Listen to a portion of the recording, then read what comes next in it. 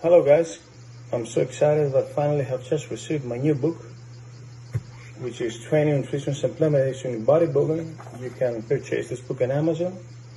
In this book, you're going to find basics regarding how to eat, how to work out, and what supplements to use in bodybuilding, and along with my other book, which is already available, The Good, the Bad, and the Ugly, actually speaks about drug use, which is the improved version of my very first book, The PEDs Used in Sports. Somebody has the whole package of knowledge in order to fulfill his targets.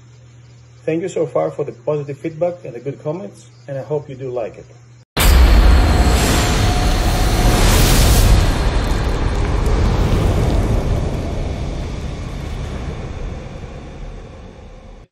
Hey everybody, welcome. That's Dr. Testosterone, starring Dr. George Touliatos, brought to you by his books, Bodybuilding, The Good, the Bad, Ugly. It's a great overview of PED use. Then you can go to the next book, the newest one written during quarantine, Training, Nutrition, Supplementation in Bodybuilding. And Doc, I hope you don't mind if I give a shameless plug. I also wrote a book that's on Amazon.com, Real Bodybuilding. Look at that. Wow. It's called Muscle Truth. When was that? I wrote that in 2008. So it says Muscle Truth from 25 years to trenches. So you guys can add 12 more years to that, right? What is it about? It's training, supplementation, drugs. I covered everything in there. Yeah. It's the last one. I sold them all and gave the rest away to family members. But so, Doctor, we had a pro show over the weekend. I don't know if you caught any of it. Tell me about it. So the California Pro was in Las Vegas. The competitors. But listen. In Las Vegas, yeah, I think in the state of Nevada, it's not allowed the gathering over 50 people. Is that correct or not? You are correct, sir. They had no audience. No audience was allowed. Really? No audience. The competitors on stage, even the pros, had to wear masks. And they all the time of the show? Yep. And they were 6 feet apart from each other on stage the whole time. Yeah. And what about the Olympia? I mean, this is going to be the same in Olympia because I hope not. I believe the key point is going to be the elections. I mean, they're going to decide if they have the vaccine. And if yes, then they have about 5 to 6 weeks until the show. And everybody has to get vaccinated. So it's really tough, you know? I guarantee you a lot of people in America are not going to get the vaccine. Me too. I don't want to take this shit inside of me. I'd rather get sick of COVID than get rid of it. I mean, I believe so. I mean, but you got a 1% chance of dying from COVID, right? Well, actually, my hunch is that USA will tell European citizens, if you want to move to the States, they have to be vaccinated. And I'm afraid I won't take the vaccine, and I guess I'm not be allowed to be in the next Arnold Classic or whatever. But for this Olympia, I doubt if any European will be allowed to travel, apart from the athletes, you know. Well, I found out. I actually talked to Tamarel Gundy. He's part of the Olympia production committee. He's one of the producers. And I asked him in an interview last week, because they made a post saying that the athletes, they're going to help them get over. So I said, how are you guys going to do that? What do you got, Donald Trump in your back pocket or something? He said, it's just the way that a Brazilian competitor just competed at the New York Pro at Tila, Santiago Santos. She had to go to Mexico for 2 weeks before the contest, quarantine in Mexico for 2 weeks, then she could travel to the U.S. So they found some kind of loophole. All right. And you think that the Olympia competitors are going to stay in quarantine in Mexico just 2 weeks before the greatest show on earth? Yes, they will. Come on. Is this possible? I mean, if it's either you choose between that or you can't compete in the Olympia, I think they'll do it. During the quarantine, you should have everything in order to prepare, you know? Yeah, it might not be just Mexico. I'm not sure if there's a couple other countries, like maybe Canada, you could quarantine in. I'm really not sure. But it's a list of a few countries that they allowed to do that. Cool. I agree. I wouldn't want to have to. Cuba would be nice, huh? Cuba, yeah. But let's say I'm a pro from Greece and I want to compete in the Olympia. Now I got to go to Mexico or someplace for 2 weeks, train, eat, prep, finish my prep in some other country, then go to Las Vegas. So yeah, it's a challenge. This is a tough year. Anyway, but just so you know who won the show Saturday, it was Antoine Vaillant. He won. Yeah, I know. He's Canadian. Yeah. It's his first pro win. So congratulations to Antoine. He looked really good. So only the winner qualified, huh? Yeah. The only show that they're letting top 3 is the Europa show next month in Alicante, Spain. Top 3 there qualify. In for Spain, Olympia. huh? Hmm. Hey, you don't think that's going to happen? No, I didn't Yeah. say that. When is the next pro show apart from in US? So the next one in the US, we only have one more before the Olympia for the qualifies. It's the Chicago Pro. Will be held in Atlanta. Correct. Nothing's held where it's supposed to be. You know. And it's only the winners, huh? Yep. Yeah. So interesting. Crazy year, Doctor. Crazy year. Well, Doctor, you came up with part 3, last part of the trilogy. Yeah. We like trilogies, like the Star Wars movies, and there used to be Rocky. It was 5. Yeah, a lot of them were supposed to be 3, and they just kept going. But this is PED quiz number 3, because guys out there, you need to step up your game. You're not getting a lot of these questions right. You gotta do some research. So Doctor came up with PED quiz number 3 for you guys. Let's get right to it and see how smart you are about all these PEDs that we put in our bodies. Question number 1, guys.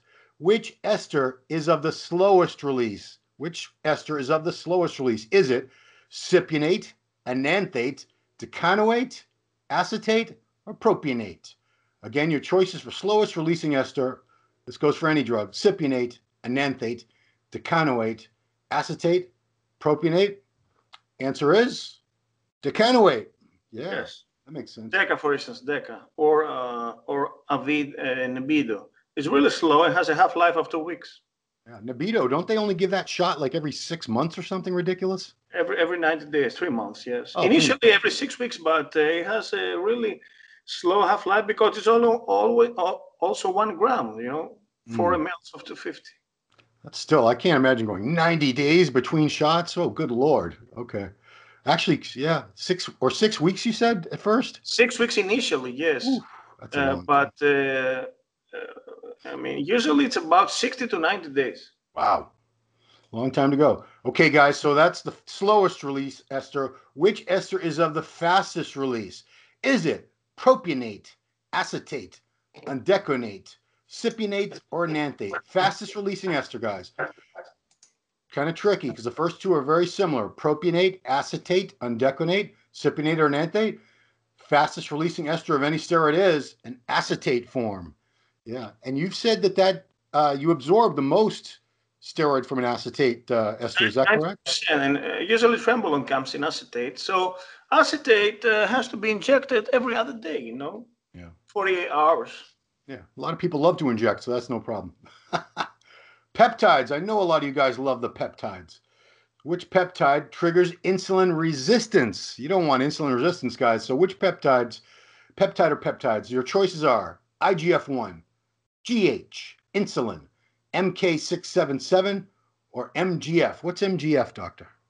It's a mechanism growth factor. It resembles IGF-1 metabolism, and it's speculated to work locally post-workouts and to induce hyperplaxia phenomena, Oh, boy. I could shoot that in my arms. I might actually have big arms. Sounds like science fiction. Well, if that stuff can give me big arms, tell me where I can get it after we talk here. Here we go. So which peptide triggers insulin resistance? Is it IGF-1? In other words, diabetes. Yeah, diabetes. You don't want diabetes, guys. It's terrible. No.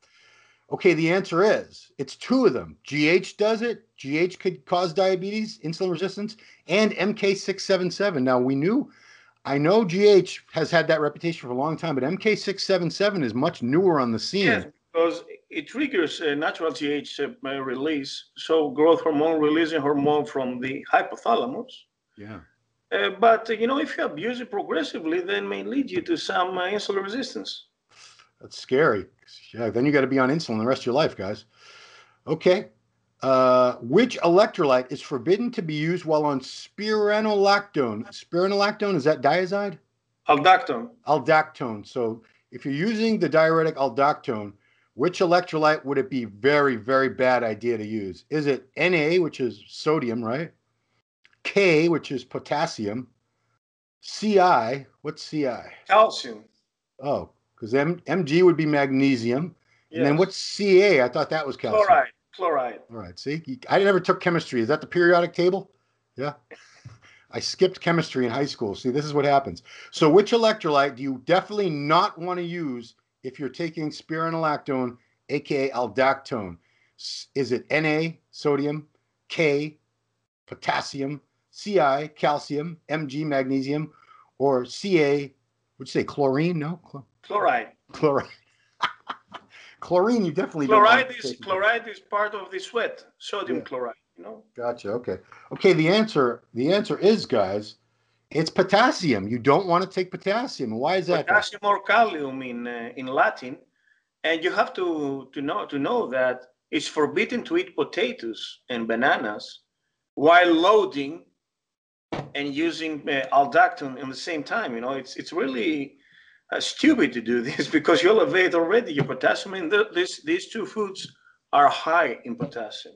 So could that lead to electrical I imbalance? mean, it's not good scenario. It's not good eating things with extra potassium like potatoes. So you have to load with rice. So what's the worst thing that could happen?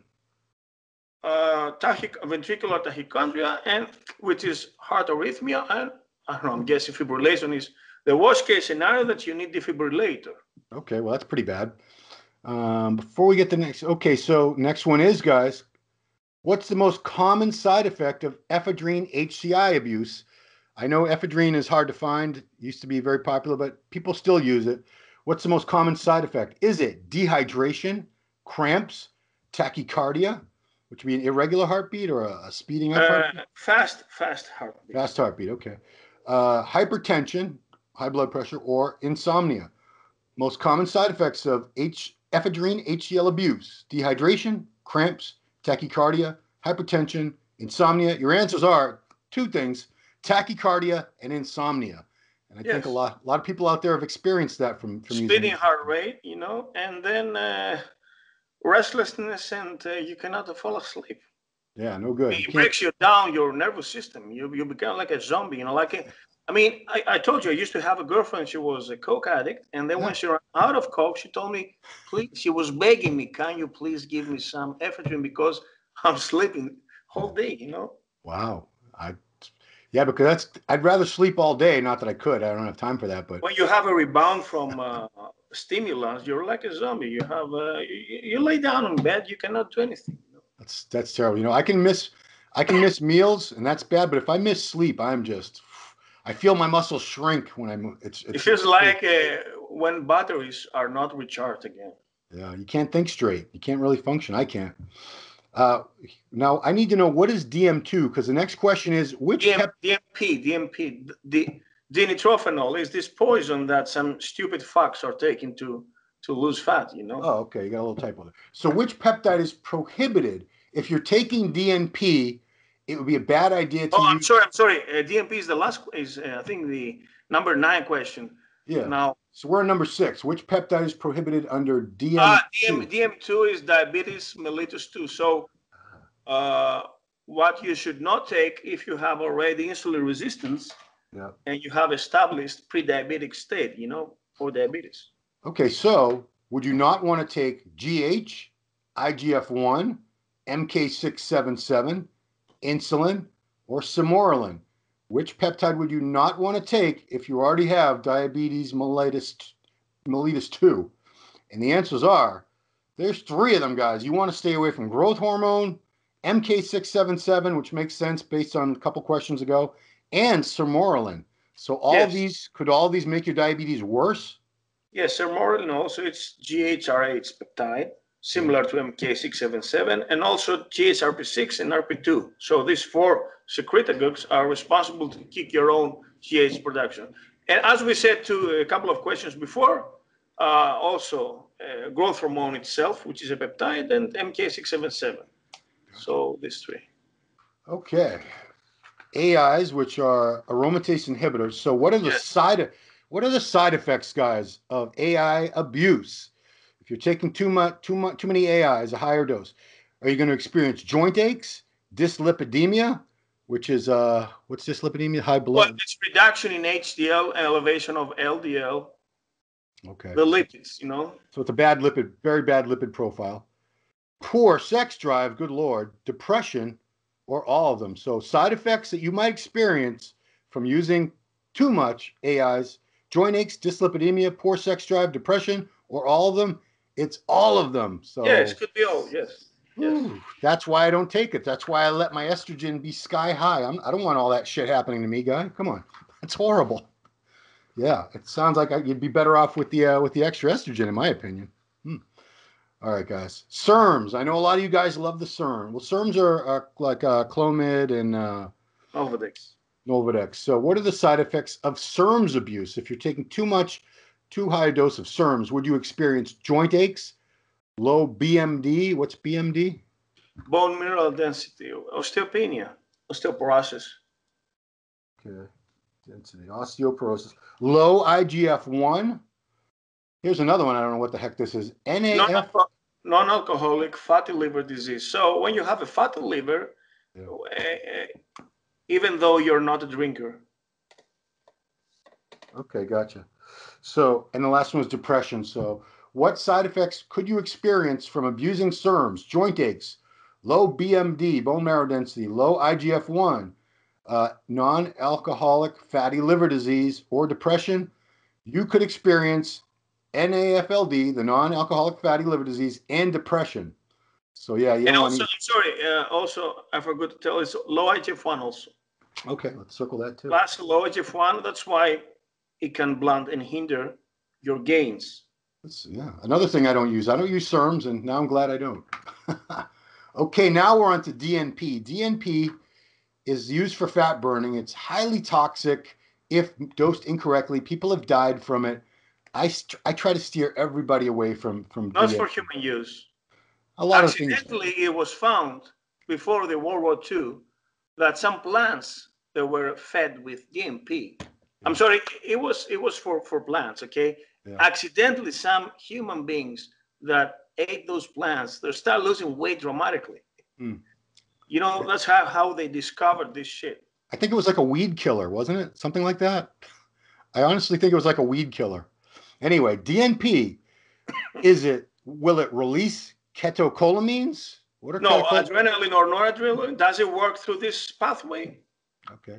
Is it potentially lethal? Is it not for human use? So which of the three are true about DNP? Releases catecholamines? There are 5 options. I only see 3. All right. Yeah, from my printout. Were there more? I don't know. Well, in the notes, guys, I'll give the rest of them, because the ones I circled are, it's potentially lethal. You can die from this. It's not for human use, which I know that doesn't scare these guys. Trust me.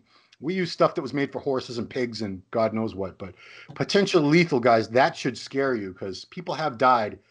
Yeah, regular people using this for trying to lose weight, women, whatever, non-bodybuilders, they've died. You have to be really desperate and lazy. Can I tell you something? I know guys and girls that use it just so they can have cheat meals when they're dieting. Just so they can have a pizza or cheesecake or whatever, they'll take this DNP crap. This is not the mentality, okay?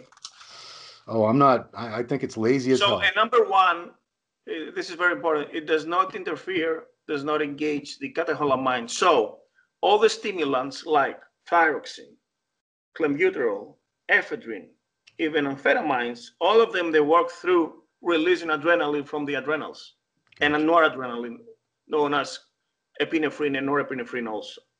But this shit does not work in this way. It starts messing up with the temperature regulator in your hypothalamus, and you start increasing your core temperature and having fever. And actually, there's no thing that we can stop. Connor had one video 2 years ago, I think, about DNP, and we don't know what is the antidote for this. You know, you start burning, you start sweating, you have over 100 degrees. You know, while it's wintertime, for instance. And I know some stupid athletes that were under the air conditioning, sitting on the floor, you know, and having a cold shower in order to relieve of the symptoms. You know. But once it gets that bad, you're saying, like, if you go to the ER, they can't save you. You're going to die? I don't think so. I mean, if the brain, you have to know that over 105 degrees, and I think 43.3, then the regulator of the hypothalamic system is fucked up, you know? Mm-hmm. And then you have, actually, your brain fries. Yeah, I've heard the phrase I've heard it's a scary phrase, is you can cook from the inside out, which is how microwaves cook food. Yeah, you can turn yourself into a microwave oven, guys. Yikes. Final question, 10th and final question of our final PED quiz. Thyroid hormone side effects. I know a lot of you guys out there love your thyroid hormones when you're dieting. Side effects. Can they include tachycardia, sweating, muscle wasting, losing muscle, guys? Really, you don't want that. Thermogenesis, which that's, fat burning, right? You do want that. So side effects of thyroid hormones. Is it tachycardia, sweating, muscle wasting? And the last option is all of them. All of them. And it turns out it's all of them. So all of those things can happen to you from taking thyroid hormone. I don't know. Yeah, it's tough, man. There's a lot of the stuff we bodybuilders use to get ripped are not good for us. Not good for us. I think, Ron, the proper mentality is do not abuse that shit. Yeah. Use it moderately, wisely, under the guidance of a open-minded physician, but do not abuse these dangerous things. Yeah. Because a drug turns to a poison under abuse. Absolutely. All right, that is the quiz, guys. And just for you viewers out there, we are going to handle 5 questions. The doctor selected 5 good questions. First one is, Dr. Touliatos covered so many topics in this half hour. He's referring to last week's video. It's amazing, really. Awesome job. Can Dr. T discuss the relationship between low testosterone and anemia, and also the relationship between low testosterone and metabolic system, which includes insulin resistance, diabetes, central adiposity, etc. So what's the relationship, Doctor, first between low T and anemia? This is a very nice, very good question and basic information that actually the rest of the internal pathologists have to know, because they're really suspicious and think with prejudice that testosterone is just an anabolic. No. So testosterone can treat anemia in first place. But on the other hand, if you abuse it, it will lead to erythrocytosis because it kicks erythropoietin or EPO from the kidneys. And as a result of this, then EPO kicks erythrocytes or red blood cells production from the red bone marrow. Okay, this is a fundamental step. Yeah. Now, about the metabolic syndrome is also a very important thing, because TRT also treats metabolic syndrome and diabetes. So in that case, perhaps you're going to get rid of metformin. You're going to get rid of amphetamines to lose fat, or perhaps your blood pressure will improve if you lose your visceral fat, and your dyslipidemia will be restored, so you may get rid of statins. That's why the medical community hates testosterone, because it does the job of other drugs that are really expensive are prescribed. Yeah. So how does this happen? It's because it burns, oxidizes all androgens, but testosterone also, the visceral, the omental fat, which is hidden inside the abdominal cavity, and gives you this belly protrusion, the beer belly, or of course, when bodybuilders abuse injectable insulin, also happens. So you shrink, you improve your midsection, your V taper improves, you start having abdominal, and it means that your visceral fat is burned, is oxidized. By this now, we have a reverse in dyslipidemia, because visceral fat elevates LDL, lowers HDL, Yeah. And also we have to know that testosterone is antagonistic to catabolic cortisol. Cortisol is also responsible for visceral fat storage. So it's one against the other. It's like a circle. Yeah. And when you burn visceral fat, the insulin sensitivity improves. So you don't have diabetes. And diabetes plus dyslipidemia plus hypertension plus waist circumference forms the so-called metabolic syndrome. That's why it's a miraculous drug. It's a cheap drug, and it has a really bad fame because of the stupid abuse you used to do. Well, yeah, and you just made a great case for testosterone replacement therapy too. If it can help prevent all these things in a man, these are all. Who wants to live that way and live their life that way? Next one, libido questions. Oh, those are the best. Doctor, is there any explanation as to why I feel a huge increase in libido when my testosterone is at normal levels up to 800? When it is supraphysiologic, I don't feel it. That is, I have a better libido with low testosterone. I find this confusing since many people say the more testosterone, the greater the libido. That is strange. Well, in a way, this is true, but we have to, my answer is that estrogen also is a main regulator. So when you abuse too much of testosterone, then it will be converted to estradiol and DHT, of course, but too high estrogens, sky high and 3-digital perhaps, will mess up and interfere with your erections and the duration of your erection. So estradiol, according to Dr. Ron McLean, has to be below 50, so 25 to 50, 2-digital, in order to have a good sex drive. But usually bodybuilders abuse up to one gram, you know, and they're not taking that much of Arimidex. I mean, athletes take 3 milligrams per week when you're blasting one gram. And doesn't mean that always more is better, you know, because then estrogens will mess up with the duration of your erection. You know, you may have a good erection, but it doesn't last for half an hour, for instance, you know. Well, you only need 2 minutes. I mean, thank you. She's gonna walk. Well, depends. You know, sometimes they have shit to do, like, you know, got to get the laundry done, or anyway, let's move on. What I would like to know, this is a personal question for you, doctor. What substances the doctor uses weekly and in what dosages? It would also be nice if you could explain the synergies of the individual components. What are you on, doc? As I posted on the social media, Facebook and Instagram, everything comes to an end. So it's right about 12 weeks post-quarantine, since mid of June until now, mid of September. So those 12 weeks, I kind of blasted my HRT protocol. So it is the higher dose of what I'm regularly using during the winter and the fall and the spring. So it was 175 testosterone only, below 200 milligrams. Is daily shots of 25 testosterone, 0.1 ml, 35 of DECA, that means 5 milligrams every day of DECA, 50 milligrams, 25 twice a day of DHT. And when I'm telling DHT, is synthetic DHT, mesterolin, and not Winstrol, Anavar, or Primobolan, of course. I'm not touching this 7-out lead. Also, 50 milligrams of DHEA, 25 twice. And also 50 milligrams of pregnenolone, 25 twice, plus growth hormone, 1 IU twice a day, you know. So this was my kick. And I have to tell you that I'm in pretty good shape. At 220, I'm around 12%, you know. Yeah. At 47, it's good. I mean, check his Instagram out, guys. It's Dr. George Touliatos, right? All one word. Yeah, you're in better shape now than I even remember. Rick told me that I gained some mass, I gained some weight, you know. Of course, I step on my supplementation, and my diet was higher in carbs, higher in protein also, you know.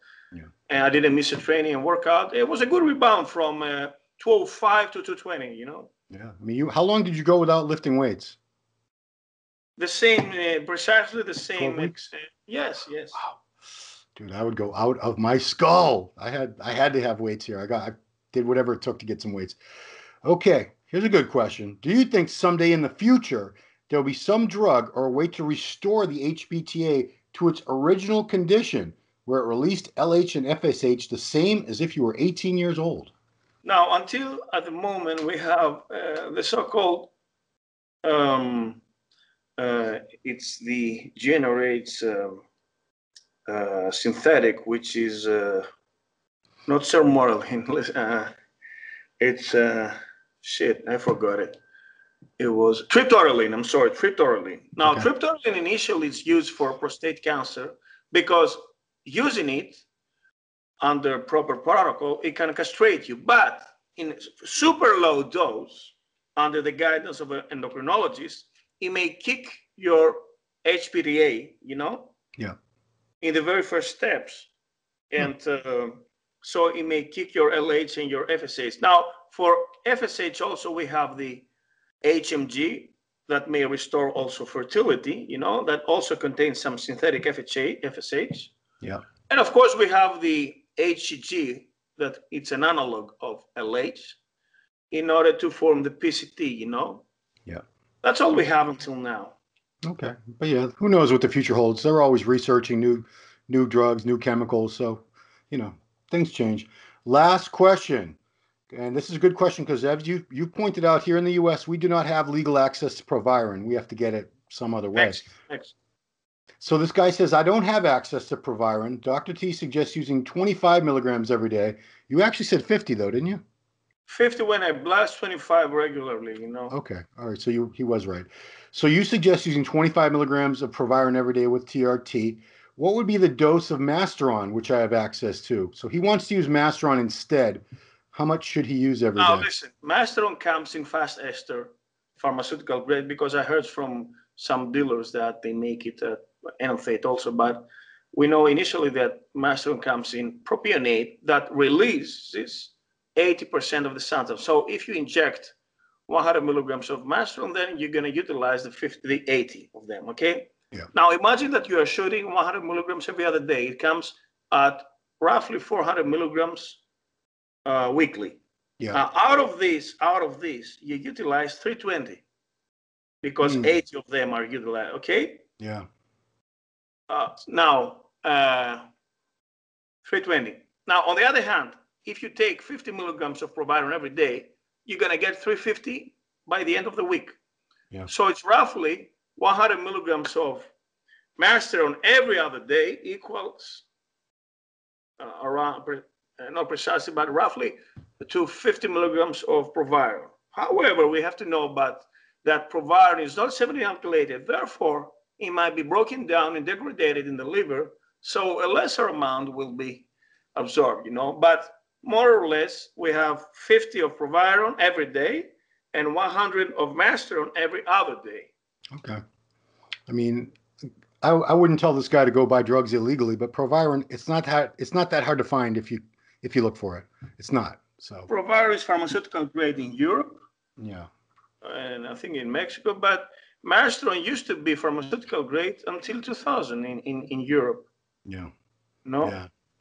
Yeah, I've never seen that. I've only seen the underground stuff. And now you do see a lot more enanthate. If you overdo it, because there was another question about the same agents. If you abuse it, then you're going to reduce your HDL. You're going to have some hair thinning, you know, perhaps some hairy back, perhaps some prostatic enlargement because it's synthetic DHT that feeds. Oh, so Proviron can lead to hair thinning. Yeah. Oh, that's terrible. Clearly, it's not thinning your hair. Look at that. Jeez. If you are prone to it, yes. You know, somebody on Instagram said, I need a hair piece. Come on now. I don't think my hair's that bad, is it? And by the way, you have to know that taking finasteride or dutasteride, those 5 hereditary inhibitors, that cannot mess up with Proviron, only with testosterone. Wow. Okay. This is complicated stuff, doctor. There's more to it than the average person probably realizes. It's a really good drug. I mean, there was a gay who told me it gives me gray hard on, you know. I mean, yeah, everybody wants that. Well, Doc, that's all the questions, guys. We gave you a new quiz with 10 questions. We answered 5 of your questions. This was show number 80. 80, and tomorrow I have also a surprise. I mean, for Dr. Tuesday, I wrote down an article, an old one, but it's about living with a legend, how I met 5 times Jay Cutler in 4 years. Oh, wow. Okay. So it was twice in Athens, once in Columbus, once in Cologne in Germany, and once in Las Vegas.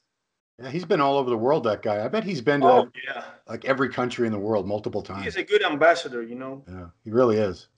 Well, Doc, that's all the questions, guys. If you have questions that you'd like the doctor to answer, we're getting a lot of questions, so we can't answer all of them, but we do choose the ones that are interesting or the ones that we think are going to help the most amount of people.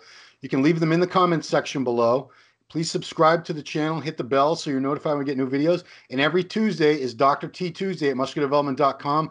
Dr. Touliatos gives a new article for you guys to check out. And this is posted on a Tuesday, so you can go right to musculardevelopment.com and read all about the Jay Cutler experiences. That's now running for September magazine. It's the stimulants, and for October, I'm sorry, it's going to be the aromatase inhibitors.